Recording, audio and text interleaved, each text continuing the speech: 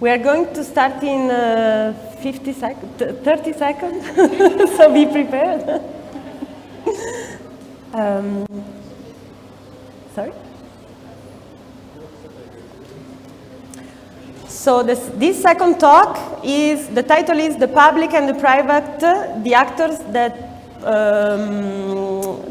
of urban transformation. So if the first talk was exploring a bit the scale of the transformation, how from the hub we can reach a larger scale and transforming the city. The second one is less focusing on centrino. We still talk about transformation and how creative and productive places are able to be the medium of this transformation, but more from the perspective of the actors. So we will explore how these places are like middle ground of collaboration between private, public actors, but also the citizens that are the one that could have a voice in this transformation. And I would like to invite Alessandra, Matthias, and Francesco to the stage.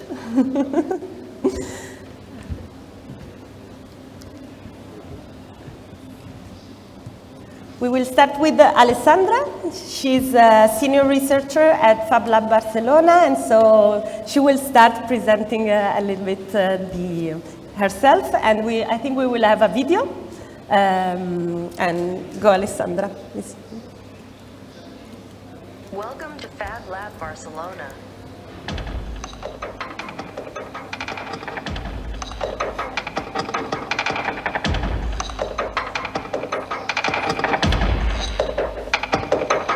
Action research. People-centered approach to innovate using technology, digital fabrication, and circular economy principles to improve global and local livelihoods.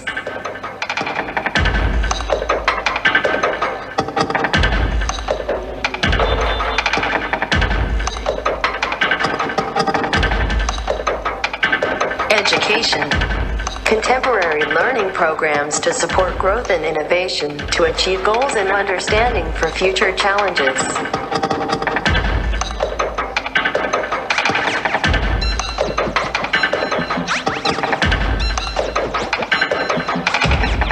Strategic partnerships.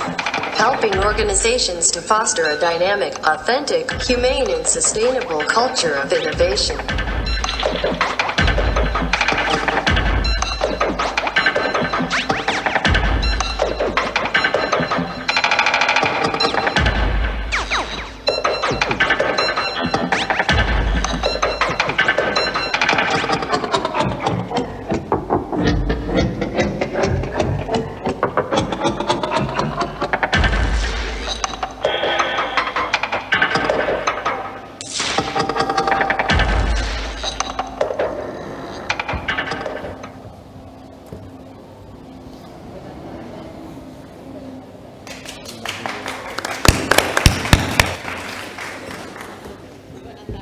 No, I think you have.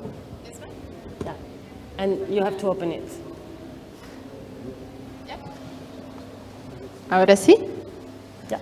Buenas tardes, good afternoon. Welcome to Barcelona, warm welcome to Fab Lab Barcelona. We are happy to host you here for these urban talks and also the Centrino Consortium meeting. We are a Fab Lab, and you are placed in our physical space, so you can see a bit of our infrastructure, and behind you can also see the machines. So that's the distributed infrastructure to work with digital fabrication. As you could see in the film, in the movie, the video made by Lina, there are some strategic areas that we've been working here, engaging with the local communities, and also doing research, education, and some products and services with a few companies that would like to understand more about this world and how we can engage and be actors in this change that we would like to see. No? So welcome to Fab Lab Barcelona. I'm Alessandra, and I work with research at Fab Lab. Alessandra, but I will start with question for you. Okay, great. And then we will pass to the other, because this one is, this talk is like from your perspective, how you work from as a privately owned institution, and how have you engaging with local actors and somehow acting as a catalyst for transformation. Tell us Great. about this. Lovely question. Each Fab Lab, as you may be aware, has a different type of internal organization and also establishment, no? Not in the way of the way the machines are structured, but in our case, we are inside of the Institute of Advanced Architecture of Catalonia, this building. We are privately owned. Not for profit, and being a privately owned organization has brought us some new ways of understanding what's the role of of this hybrid space, which is for education, a research center, and how we can engage either with the public and with the private sectors. I would say that we take a bottom-up approach for all the things that we do here.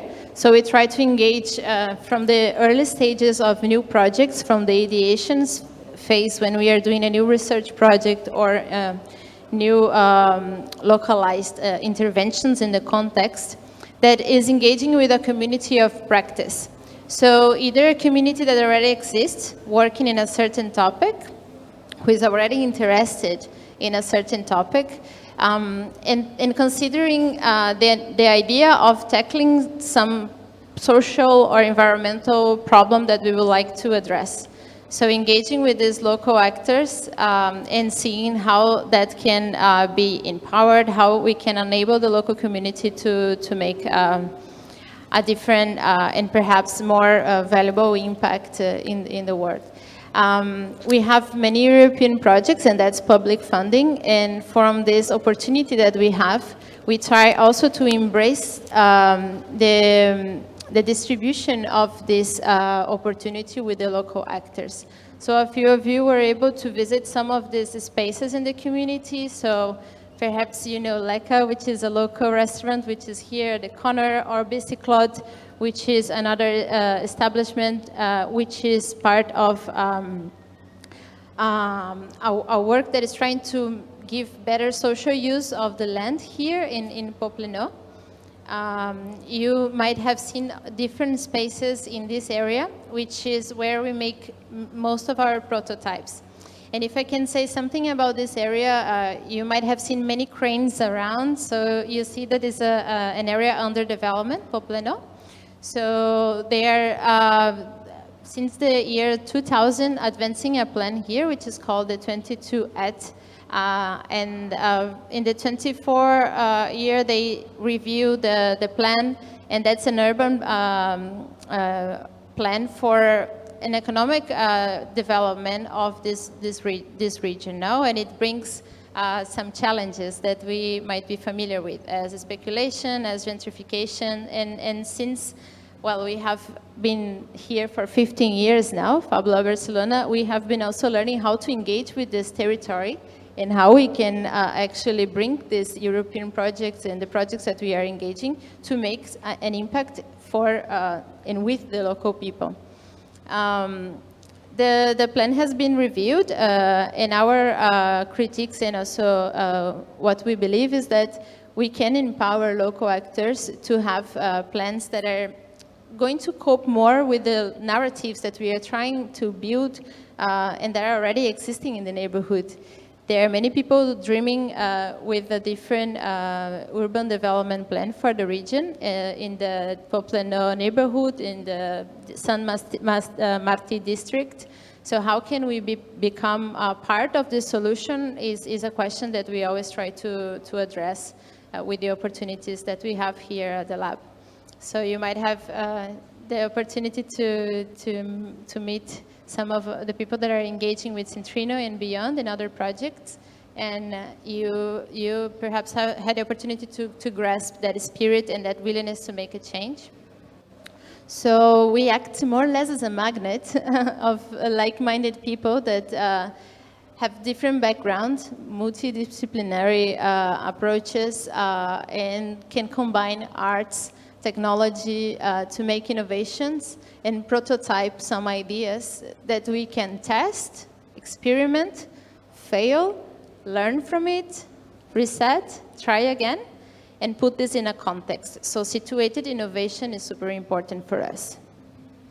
And can I go with another question building upon that? How do you work with the municipality of Barcelona? Is there a strong relation with the municipality and always changing, also because people change?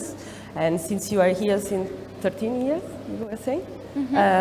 How has been this relation along these years? Yeah, perhaps the most obvious answer now in the context of Centrino is the Fab City approach and the plan that was built also together with the local, with the municipality to commit with this change, no? By 2054 to have more locally produced and globally connected city, bringing this idea of localism and having the city as an octopus. No? So you can have the solutions more kilometer zero.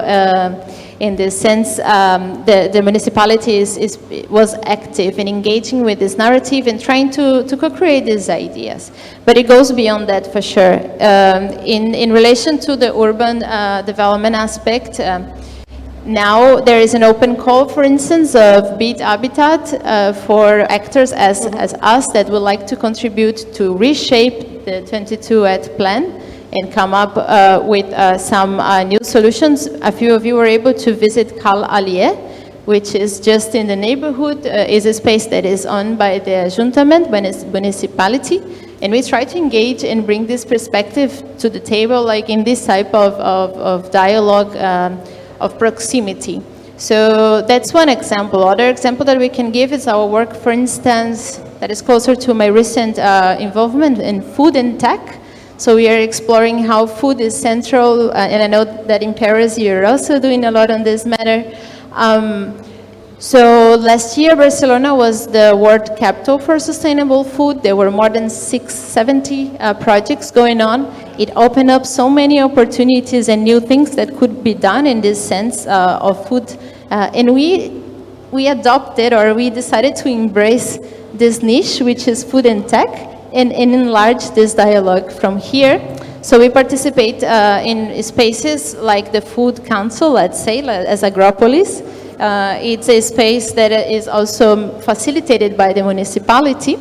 So we can bring and raise these type of topics in a channel that eventually will be able to address some of these ideas. So I think it's important to understand the means that the city tries to create to listen to the different actors and act supporting that instead of contrasting that all the time. So we take a collaborative approach when we have this dialogue with the city, and we are pretty happy with the opportunities that are there.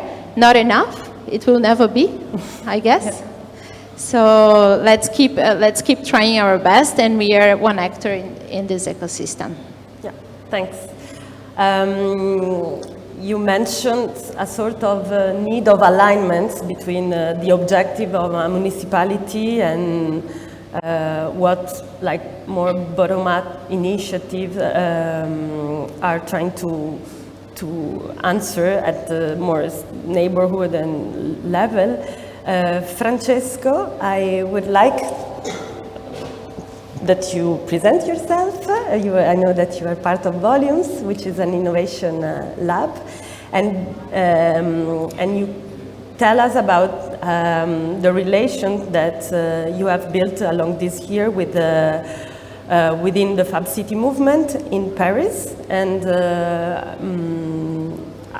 I know that you have also experienced, Volumes have also experienced in other country, in Italy, and the deal with the municipality is on a different, is of course different, but how have you worked on these two countries, and what's your feedback, your experience on that?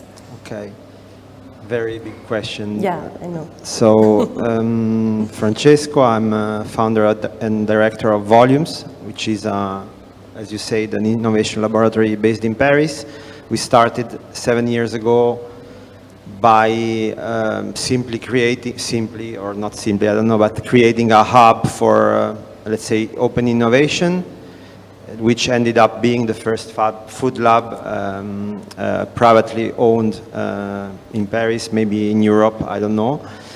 And when we created this space 7 years ago, we didn't have in mind to work with the city council or to engage with, I don't know, European project. We just wanted to create space for exploration, which is something very hard to find in big cities, especially in Paris, because Paris is one of the most dense cities in Europe. The real estate is one of the highest price also in Europe. So it's a very dense and very, let's say, well-organized city in which everything is super well established. And if you look for space for exploration, there's no much space for that. So we wanted just to break this rule. So it was not, we didn't have this ambition. The reason why we ended up engaging with the city council is just because, maybe also following the magnet narrative, basically we ended up having people from the local authorities visiting us, like with the curiosity, let's go to a safari and see what these guys of innovation are doing. Why they are working with the Fab Labs, mixing this with food, etc. So it was out of curiosity that we received the first visit of the City Council, actually a visit of the Prime Minister of France the year after of the opening. And based on that, we realized that what we were doing was not like operating a hub for innovation, but we were kind of changing eventually also the way to think about the city and the creative city in general. And so we saw this as an opportunity, and at some point we decided that we needed to learn how to work with the city council, and it's not easy. It was not easy. So what we did, and I think it is crucial in our story, is that with other labs or people or organizations around us, we created Fab City Grand Paris. I see Vincent and Sebastian over there, founders of Fab City Grand Paris, which is an NGO that put together all different organizations and that have among its mission to facilitate the dialogue with the city council. So the point is, I mean, what we learned is that if you want to have, first of all, if you want to have impact at city scale, you need to work with the city council and with public authorities, because if not, you are simply, there is no point of doing that. And to work with the city council, you need to have a channel of communication that is, let's say, simple enough or agile enough for them and also for us as actors. So basically, the point is the city council cannot engage conversation with a crowd of organization that is not clear how they operate, which relations they have. They just have, they need sort of point of contact, and this is something that I think we did very soon, and that let's say helped us a lot.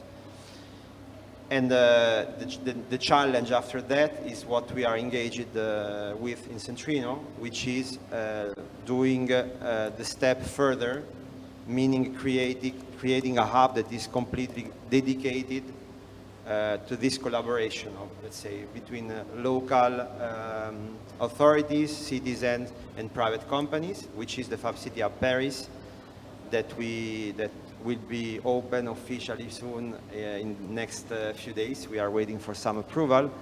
And also this need of institutionalizing, I don't know if this word exists, but we felt this need of going out of, let's say, our labs, these spaces of exploration, and create something that it is more institutional in order to facilitate the collaboration with the city council. This is the story of Paris. So basically, the point is, from our experience, to facilitate and make things simple for the city council. That's a crucial point in our experience. And when we started engaging in other cities, because now we are active in Europe, in different cities through Centrino, but also in Italy, we have other projects. And we found that this strategy is something needed and quite common. Also yesterday, I think in a workshop in Centrino, we were talking about this relation with the city council, in which the city council needs to have a trusted organization that is able to guarantee that that local actor will actually meet what they are promising. So the need of this trusted organization is crucial. Of course, in Italy, maybe it's more difficult because it's a quite different story because of the economical, let's say, context. What I can relate from our experiences in Italy, in which we also applied some Centrino strategies, is that I don't know if people from Italy agree with this, but what we found is that there is a feeling or an awareness, like especially in the central, in the south of the country, like if the public kind of failed in a sense and need now is mandatory to work with private and citizen organization. So basically, there is this willingness also of public authorities to work with private companies, with NGOs that represent citizens, because they are aware that they can't afford alone the renovation of heritage sites, etc. So there is this willingness, but then there are some complexities that need to be facilitated, for instance, by creating an NGO that represents the citizens, the voice of the citizens, etc. So yeah, I think it's about simplifying and also an effort of communication, like to explain to the city council and public authorities what you are actually doing. And for this, Fab City, in our experience, is a kind of brand, if we want, or a narrative that works because it embraces all the aspects of urban renovation. I think that a lot of what I'm saying will be underlined also by Matthias, but I don't want to spoil. Yeah, Matthias, you are founder or co-founder of Ressources Urbanes, urban resources, which is a cooperative, and I would like that you explain a little bit the role of the cooperative. I'm really interested. Created with the aim of defending and promoting the activity of artists and cultural actors in the city of Geneva. With one of the drivers of the relationship between the Fab City ecosystem and the public administration. No, sorry. I was wondering what's your relation with transformation in Geneva, but also, and the question was, how do you relate with a larger territory that is the canton? Are you active only in Geneva or also in the... Okay, so hello everybody. I know that you have a presentation, so go. No, they are just pictured to illustrate. They are totally free. It's just to give you a feeling of Geneva, then because and also see the type of spaces we are in, which are old buildings, and we do not make perfect renovations. So we are in the middle.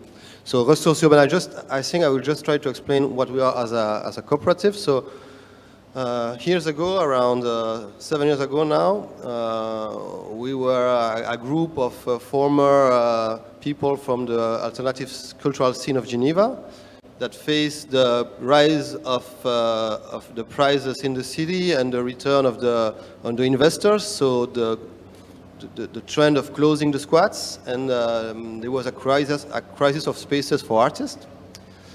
So we were all people with experience of building projects, but the context changed, so we decided to create a cooperative to try to defend the interests of the community of artists on a long-term time, because we realized if we only make, you do one project, you're an association, and when it's done, then you just disappear. And that it could be interesting to put it on other scales, something that can create strong bounds and perhaps last for 30, 40 years, and being more and more, little by little, an actor able to have an impact on the urban transformation. So we create this cooperative, and now we are 500 members, and we have 8 buildings. We also drive 2 projects who are more like connected with urban agriculture, and it's around 800 square meters of working spaces. And we start with the aim of defending the interests of artists and craftsmen. But by the way, we open ourselves, or we make links with the social and solidarity economy. And we realize that more generally, what we are interested in is experimentation and space in the city for people that experiment something which is not connecting to the main economy or to the main rules of the society. So any people trying to make a different way is welcome in our structure. And we discovered that it's really important to us to go out of this idea of artists and to try to make links between artists and then also urban questions, craftsmen, social initiative, new economical way of thinking. So now we are a more diverse object. And through the building of our project, then we meet Centrino on the way, because we have relation. We can't do what we do without connection with the municipality. We do temporary project. Our aim is one day to be owners of buildings, because then that means that we can stay in time, not us as person, but us as ideas and principle and way of thinking, I will say society. So we want our walls. We don't have so many. We are building now our first 3 pavilions, so we're happy of that. And our aim is to be able to be more and more an actor that have influence and is also able to give a voice on the beginning of urban project. I mean, also trying always to think on those actors like artists, social and social and solidarity economies, also new actors of the transition.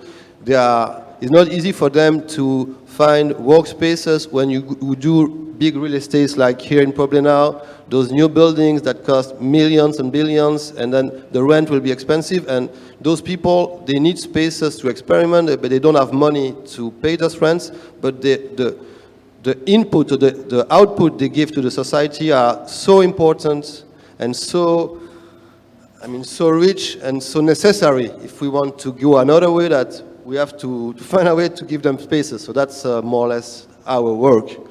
And I think the picture brings me to this. As an actor, we have also opportunities. So we start with buildings, but suddenly there was a public real estate foundation that contacted us to say that there was a space of 2,000 square meters that was abandoned. And they have to regenerate the urban planning that will take at least 5 years. And they ask us if we will be interested to do something on that plot. And then you say yes, so we joined us with some partners that were used to make a project of urban garden. And we start a project which is more social, and that slowly it became we tried to gather the community of the neighborhood around the fact of cultivating vegetables in small bags, because it was a contaminated area, so we cannot plant in the ground. So we buy we buy small, we construct small, small boxes. We bring nice ground, nice, I think, la terre, nice earth.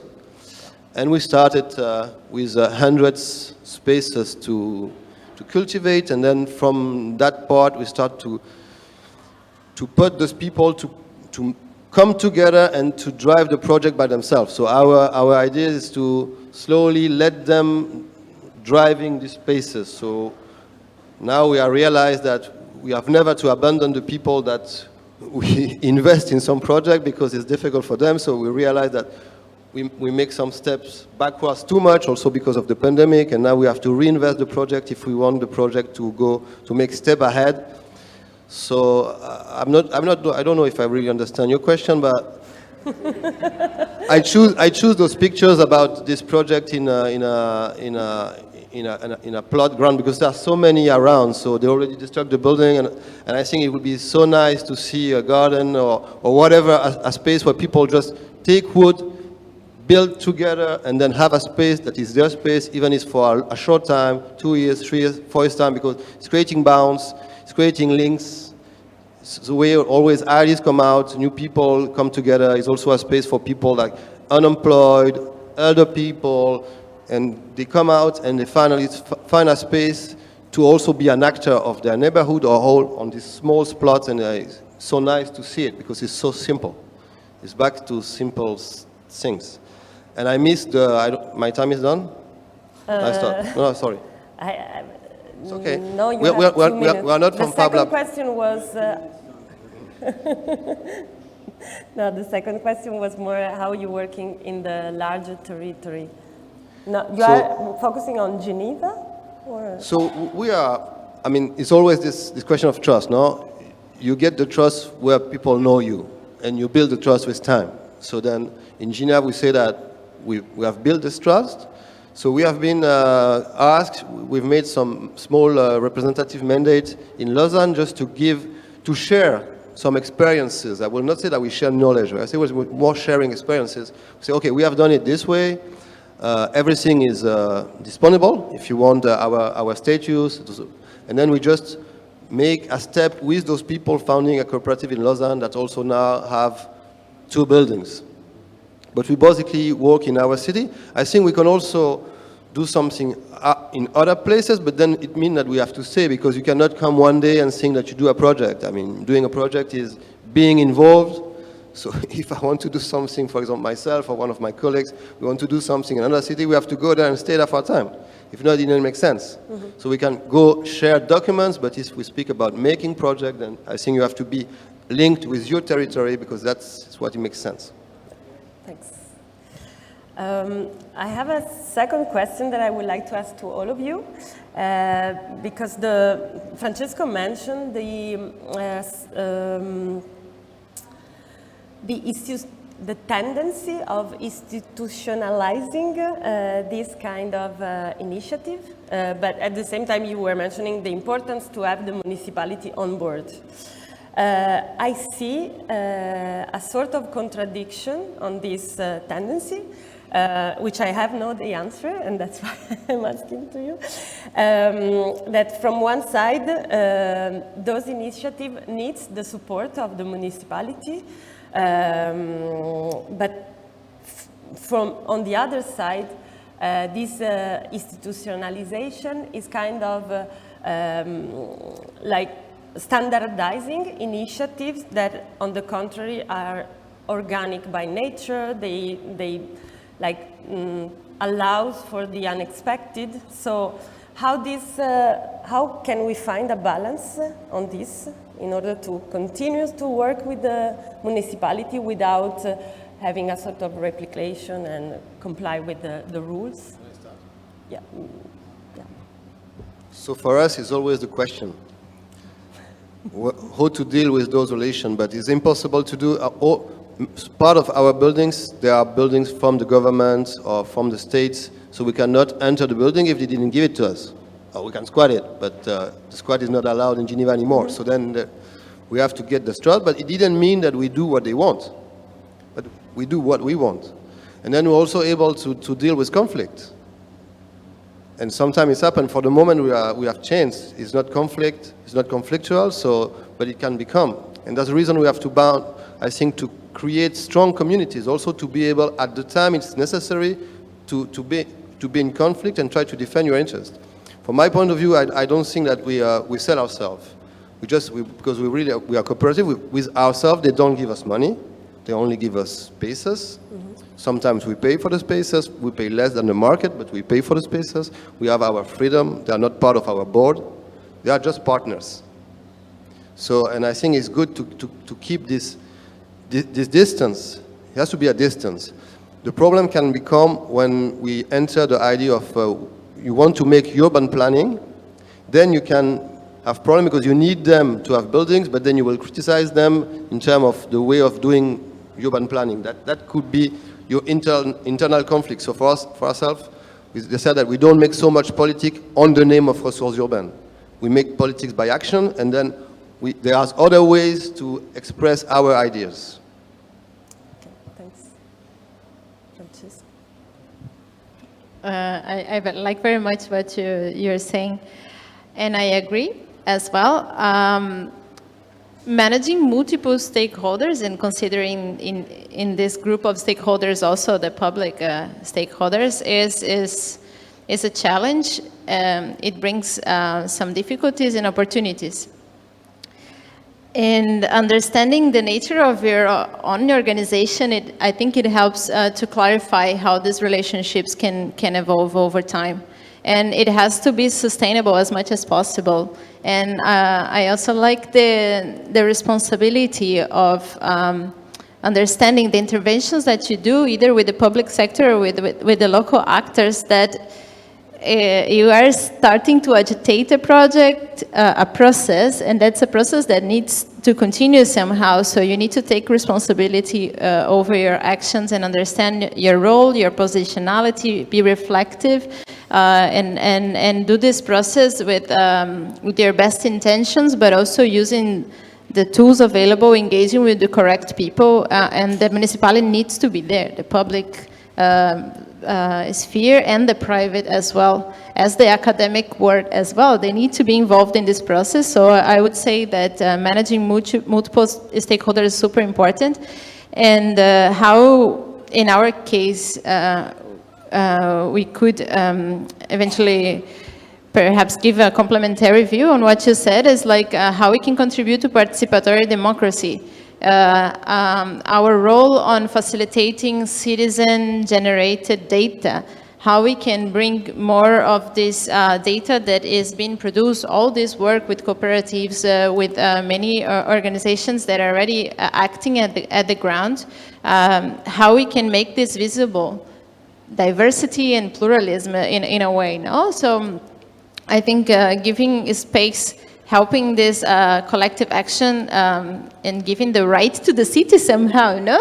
It's ours. If we live in a city, we are helping to build it too, if we care about these spaces. So I guess understanding our role in an organization and as a citizen, it's very important. It relates with participatory democracy. It relates with the culture of being an agent and having the power over your agency, and also the energy and the action, as you just mentioned, no, both of you, to make something different and to make a change. So make your part of the change, being part of the solution, and not that much part of the problem. Thanks.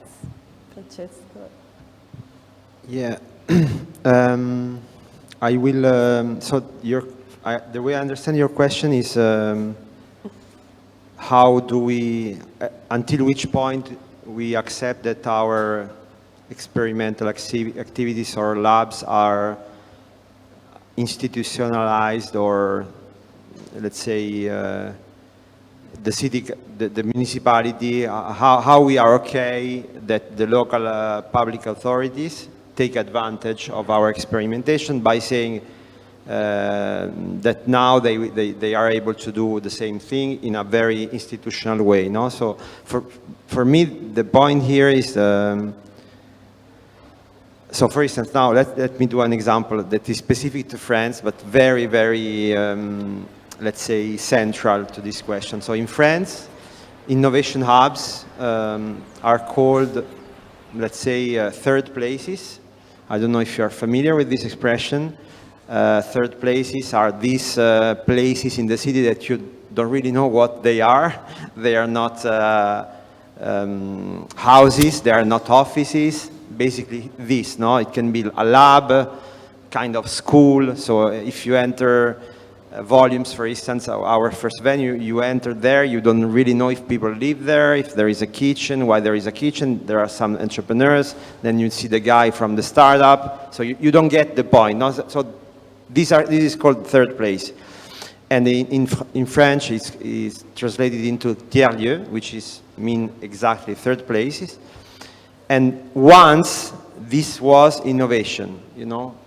And now it's not an innovation anymore because everyone is doing third places in France, even the government. The government is not doing your third places, but tiers-lieux is mentioned everywhere, like it's a strategic plan for third places. They have funding for third places. They are advertising third places. So for me, the question is, how do we relate to this, no? And what I think is, at least how we see our mission at Volumes in relation to that, is that institutions, they are not able to operate at the edge of innovation, no? At the edge of change. So our role, I think, is to be and to work in that edge. And once that this become an established model, we should leave the place to more traditional organization that can be public authorities. But for me, this is exactly what happens with capitalism or let's say the startup world. You have some innovation, and at some point, some innovation become a startup, or this has happened with WeWork, for instance. I don't know if you are familiar with the co-working movement, but co-working was before a social innovation, like people meeting together, working together in the same space to collaborate, etc. And this was an independent movement. And then WeWork came, and this became the most funded startup, I think, in the world, that then crashed. I don't know. I recommend the series on Apple TV, We Crashed, because this is a very compelling story. But for me, this is the framework to think about this is, okay, what happens once the innovation is established? And for me, it's important to recognize that it's completely fine that what we are experimenting in our labs at some point go outside of our labs and become, I don't know, a startup or a public Fab Lab like it happened in Barcelona. For instance, I don't know, yesterday I asked the question, I don't know how people from Fab Lab Barcelona think about this network of Fab Lab. I guess that that may be some tension, but I think that also it's fine that at some point this become, you know, a public place where kids can go, where families can go.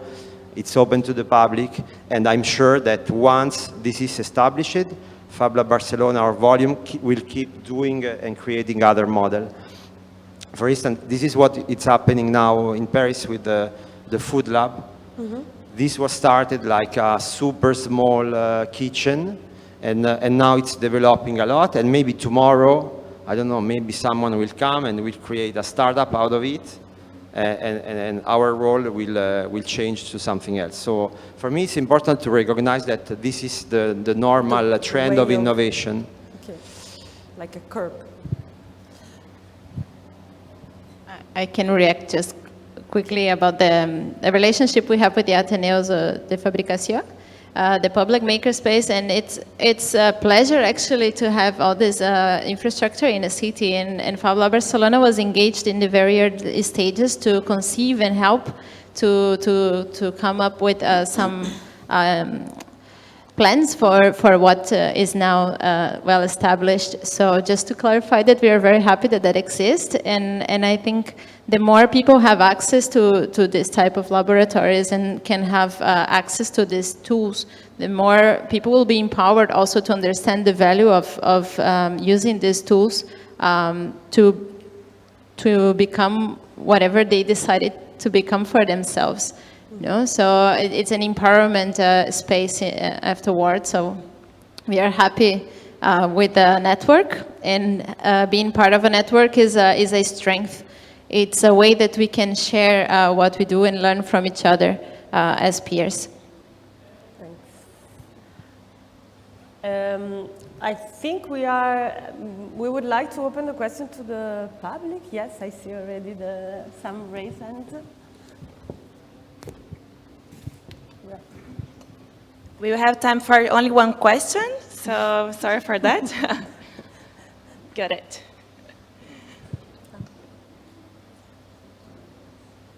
Hi there. I'm taking care of a space, a similar initiative here in Barcelona in the Glorious nearby. One question, compelling question to me, I would like to ask, how do you handle the, how can you manage the space and the people? How can you handle governance, internal governance, and private funding maybe, or effort from the community if it's a community? Is it centralized, decentralized? What's your mindset? Thank you.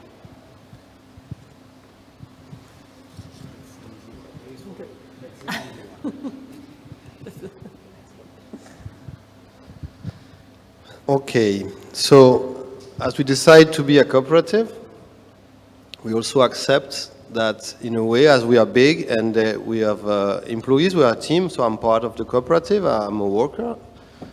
In the past, I was doing projects for myself with friends or associations, so we were all sharing together and deciding together. I think the level of self-governance of the places is less important than it was in the past. When you have only one places, then you take a lot of time to decide together. We try to be something in between, because we provide the spaces, the people pay their rent, and we try to make it as simple for them to go to work without losing time.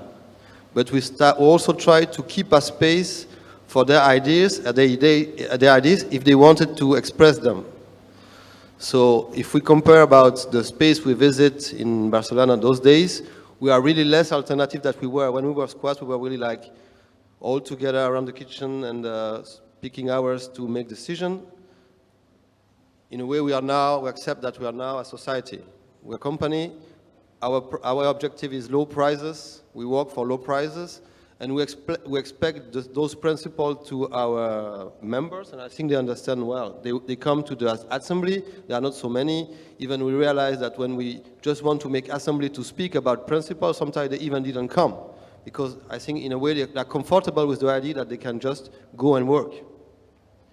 So the level of democracy decreases, but is still open for democracy if it's asked. But I have to admit that it's not really asked.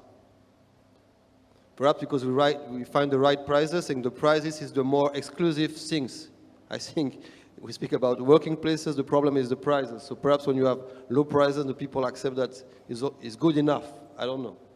And about funding, our objective are always to be sustainable. So we run all our building with the idea that the cost, the rent have to cover the costs.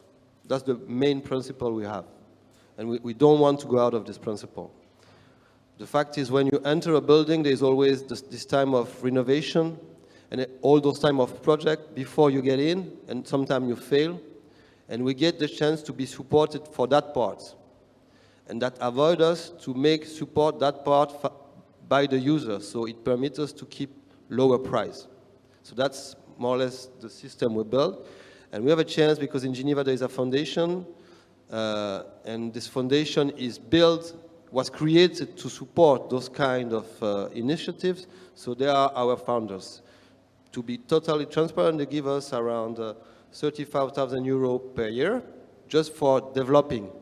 That means that when we're a team of 3 people developing projects, looking for opportunities, we don't have to think about those hours, they are paid already. And then when we have renovation, if we can keep the building for 3 or 5 years, then we try to auto-finance the renovation. But then if the time is short or if the rent we pay to the owner is high, then we realize that if we pay if the people pay by their by their rent, the price of renovation, the price will be too high. In this case, we demand. Our goal is to be able one time to finance everything by ourselves. But we are realistic and we go step by step, and we're really pleased that we get those supports. I don't know if I answer all your questions, but I think I do. Thanks, Matthias. We are running out of time, so we will. They are making sense. We will have 10 minutes of break, and then there will be the last call, the last talk. So have a break and. Thanks, Alessandra, Matthias, and Francesco.